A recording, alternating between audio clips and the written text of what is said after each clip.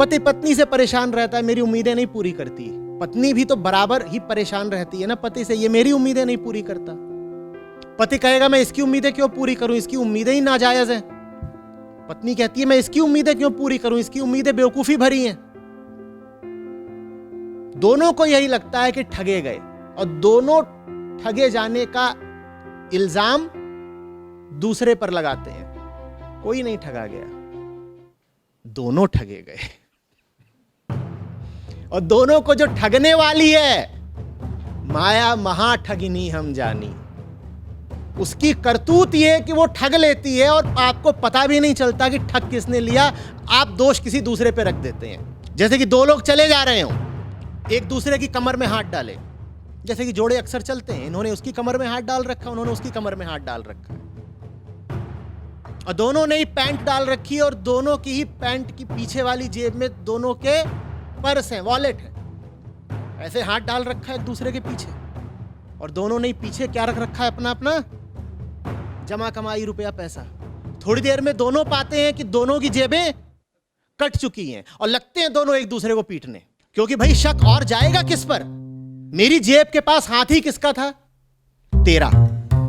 तूने ही कमर में हाथ डाल रखा था, और कमर के ठीक नीचे मेरी जेब है, और वो कह रही है मेरी जेब के पास हाथ किसका था, तेरा।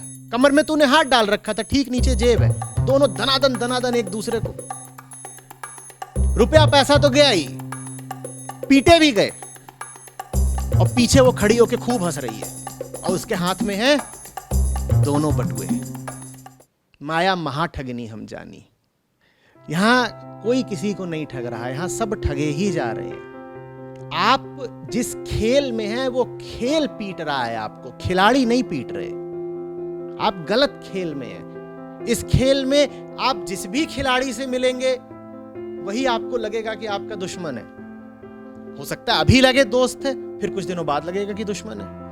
ये खेल ही गलत है।